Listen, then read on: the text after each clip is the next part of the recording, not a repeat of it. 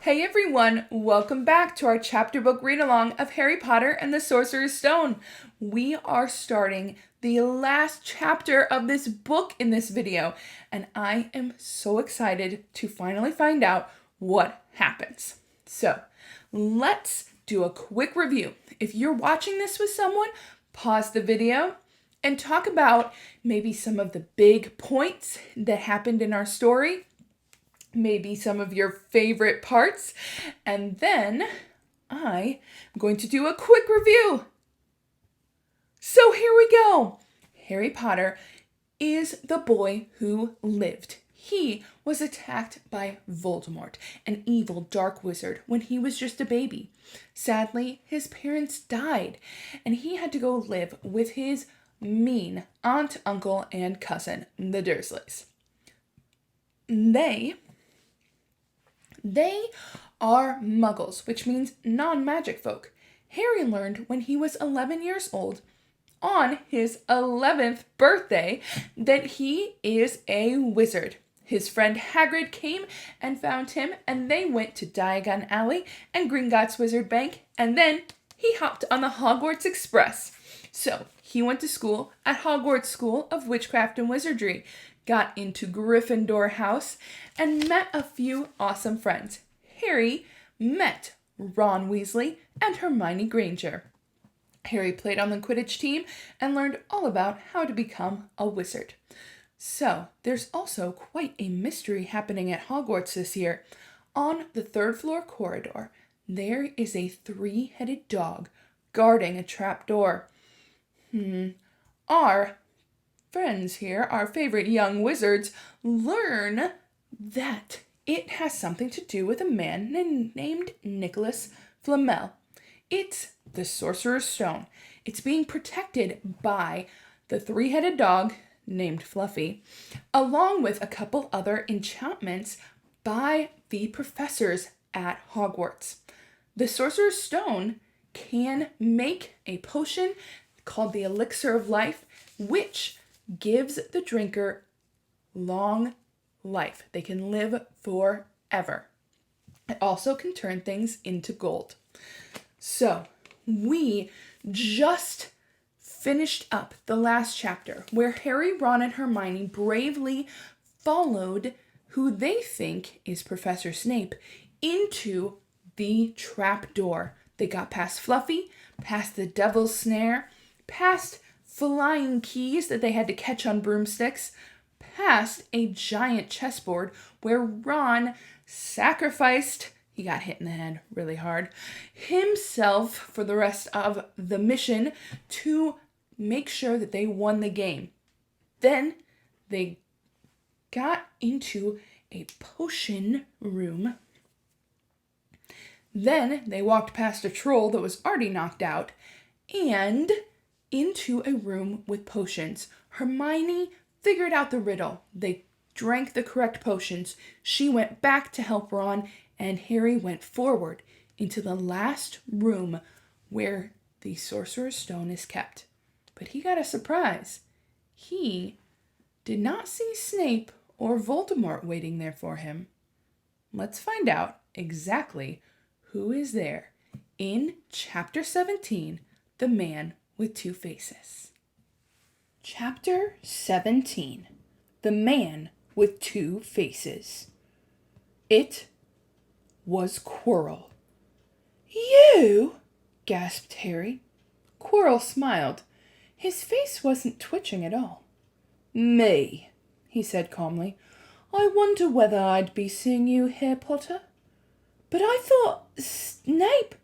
"Severus?" Quirrell laughed, and it wasn't his usual quivering tremble either, but cold and sharp. "Yes, Severus does seem the type, doesn't he? So useful to have him swooping around like an overgrown bat. Next to him, who would suspect poor, stuttering Professor Quirrell?" Harry couldn't take it in. This couldn't be true. It couldn't. "But Snape tried to kill me." No. I tried to kill you. Your friend Miss Granger accidentally knocked me over as she rushed to set fire to Snape at that Quidditch match. She broke my eye contact with you. Another few seconds and I'd have gotten you off your broom. I'd have managed it before then if Snape hadn't been muttering a counter-curse trying to save you." "Snape was trying to save me?" "Of course," said Quirrell coldly. "Why do you think he wanted to referee your next match? He was trying to make sure I didn't do it again. Funny, really. He'd needn't have bothered."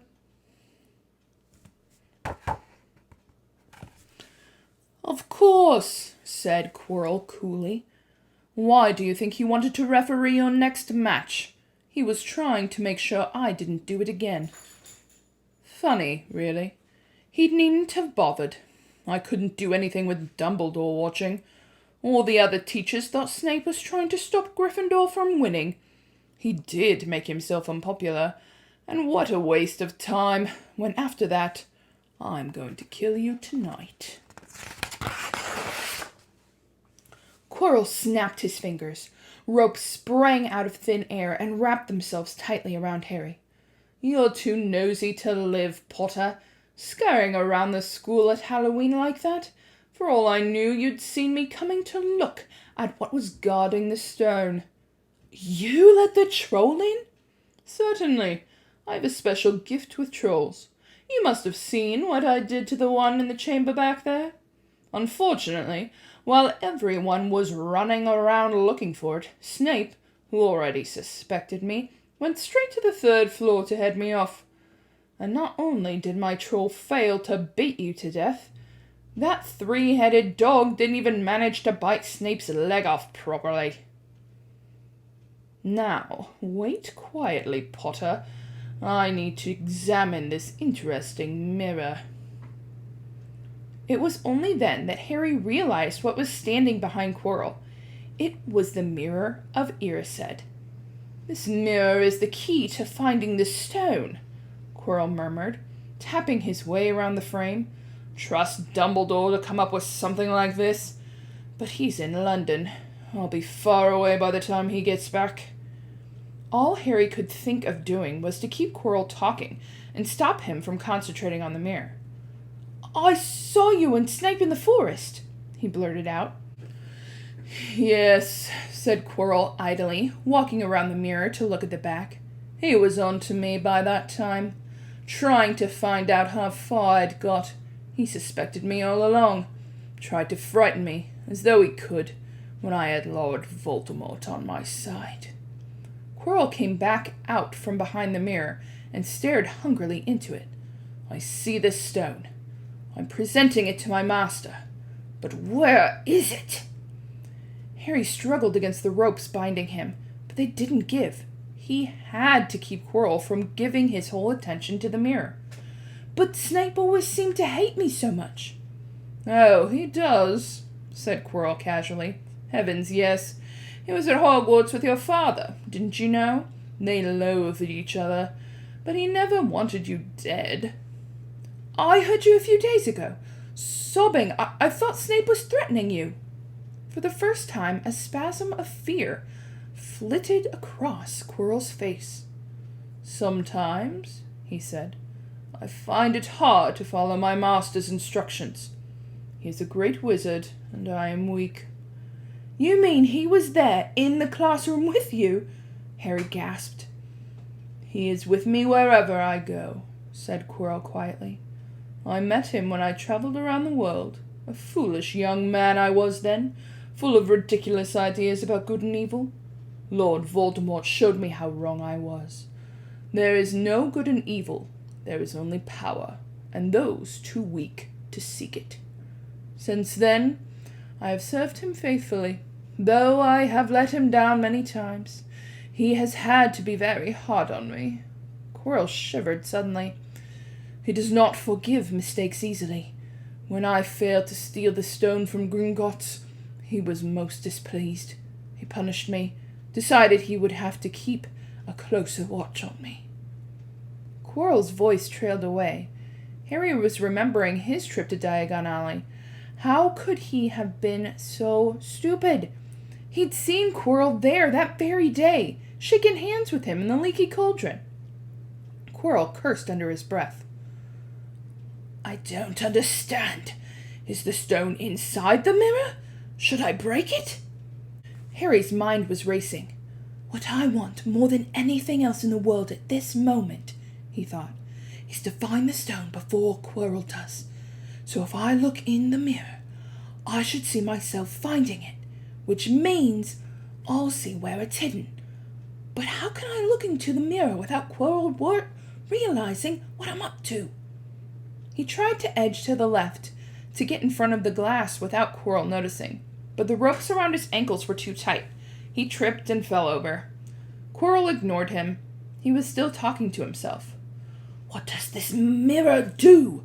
How does it work? Help me, master! And to Harry's horror, a voice answered. The voice seemed to come from Quirrell himself. Use the boy. Use the boy. Quirrell rounded on Harry. Yes, Potter, come here. He clapped his hands once, and the ropes binding Harry fell off. Harry got slowly to his feet. Come here, Quirrell repeated. Look into the mirror and tell me what you see. Harry walked towards him. I must lie, he thought desperately. I must look and lie about what I see. That's all. Quirrell moved close behind him. Harry breathed in the funny smell that seemed to come from Quirrell's turban. He closed his eyes, stepped in front of the mirror, and opened them again. He saw his reflection, pale and scared looking at first, but a moment later the reflection smiled at him. It put its hand into its pocket and pulled out a blood-red stone. It winked and put the stone back in his pocket, and as it did so, Harry felt something heavy drop into his real pocket. Somehow, incredibly, he'd got the stone. Well, said Quirrell impatiently, what do you see? Harry screwed up his courage. I see myself shaking hands with Dumbledore, he invented. I've won the House Cup for Gryffindor. Quirrell cursed again. Get out of my way, he said. As Harry moved aside, he felt the Sorcerer's Stone against his leg. Dare he make a break for it? But he hadn't walked 5 paces before the high voice spoke, though Quirrell wasn't moving his lips. He lies! He lies! Potter, come back here! Quirrell shouted. Tell me the truth. What did you see? The high voice spoke again. Let me speak to him face to face.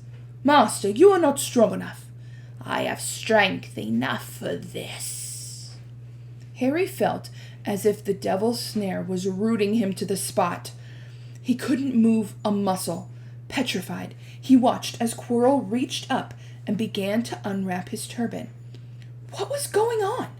The turban fell away. Quirrell's head looked strangely small without it. Then he turned slowly on the spot. Harry would have screamed, but he couldn't make a sound. Where there should have been a back to Quirrell's head, there was a face. The most terrible face Harry had ever seen. It was chalk white with glaring red eyes and slits for nostrils, like a snake. Harry Potter, it whispered. Harry tried to take a step backwards, but his legs wouldn't move. See what I've become, the voice said. Mere shadow and vapor. I have form only when I can share another's body. But there have always been those willing to let me into their hearts and minds. Unicorn blood has strengthened me these past weeks. You saw faithful Quirrell drinking it for me in the forest. And once I have the elixir of life, I will be able to create a body of my own. Now, why don't you give me that stone in your pocket? So he knew. The feeling suddenly surged back into Harry's legs. He stumbled backwards. Don't be a fool, snarled the face. Better save your own life and join me, or you'll meet the same end as your parents. They died begging for mercy." "Liar!" Harry shouted suddenly. Quirrell was walking backwards at him, so Voldemort could still see him. The evil face was now smiling. "How touching," it hissed. "I always value bravery. Yes, boy, your parents were brave. I killed your father first, and he put up a courageous fight. But your mother needn't have died. She was trying to protect you. Now give me the stone, unless you want her to have died in vain." "Never!" Harry sprang towards the flame door, but Voldemort screamed, "Seize him!" And the next second, Harry felt Quirrell's hands close around his wrist. At once, a needle-sharp pain seared across Harry's scar. His head felt as though it was about to split in two. He yelled, struggling with all his might. And to his surprise, Quirrell let go of him. The pain in his head lessened. He looked around wildly to see where Quirrell had gone, and saw him hunched over in pain. Looking at his fingers, they were blistered before his eyes. "Seize him! Seize him!" shrieked Voldemort again, and Quirrell lunged, knocking Harry clean off his feet, landing on top of him, both hands around Harry's neck. Harry's scar was almost blinding him with pain, yet he could see Quirrell howling in agony. "Master, I cannot hold him! My hands! My hands!" And Quirrell, though pinning Harry to the ground with his knees, let go of his neck and stared, bewildered, at his own palms. Harry could see they looked burnt, raw, red, and shiny. "Then kill him, fool, and be done!" screeched Voldemort. Quirrell raised his hand to perform a deadly curse, but Harry, by instinct, reached up and grabbed Quirrell's face. "Ah!" Quirrell rolled off him. His face blistered too. Then Harry knew. Quirrell couldn't touch his bare skin, not without suffering terrible pain. His only chance was to keep hold of Quirrell, keep him in enough pain to stop him from doing the curse. Harry jumped to his feet, caught Quirrell by the arm, and hung on as tight as he could. Quirrell screamed and tried to throw Harry off. The pain in Harry's head was building. He couldn't see. He could only hear Quirrell's terrible shrieks and Voldemort's yells of, "Kill him! Kill him!" The other voices, maybe in Harry's own head, crying, "Harry! Harry!" He felt Quirrell's arm retch from his grasp, knew all was lost, and fell into blackness. Down, down, down. That's where we're going to stop for now. We'll have to find out exactly what happens to Harry in our next video. But let's discuss what we read so far. So, who was waiting for Harry in that last room? It wasn't Snape, it wasn't Voldemort, it was Professor Quirrell? What? What does Professor Quirrell reveal to Harry about himself? A bunch of things, doesn't he? He's working for Voldemort. He met him on his travels. He was the one who tried to knock Harry off his broomstick in Harry's very first Quidditch match. But Hermione luckily knocked into him and broke eye contact, so he couldn't finish his curse. Quirrell, was the one who let the troll into the school on Halloween to try to get past Fluffy that night. And Quirrell was the one who attacked the unicorns in the forest, too. So what is the final challenge to get the Sorcerer's Stone? The Mirror of Irisette. Does anyone remember what the Mirror of Irisette shows you?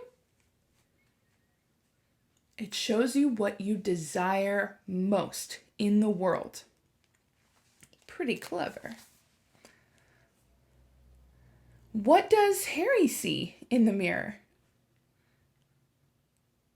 He sees himself holding the stone and then putting it in his pocket. And what happens? The stone is in his pocket, magically. So, he lies to Quirrell. Obviously, you're not going to tell him you saw the stone. But a voice says he's lying. What happens when Quirrell takes off his turban? What's on the back of his head? Voldemort's face! Ugh! That's why this is called The Man with Two Faces. Voldemort has attached himself to Quirrell's soul. He's using Professor Quirrell to survive until he can get the Sorcerer's Stone and make the elixir of life and come back fully in his own body. What happens, though, when Professor Quirrell tries to attack Harry? What happens when he touches him? His hands start to burn and he starts to hurt. And Harry's scar, woo! I can only imagine the headache that poor boy had. He's not able to touch Harry Potter. And so, once Harry figures that out, he holds on for dear life and hopes that he can survive until Hermione and Ron go find Dumbledore.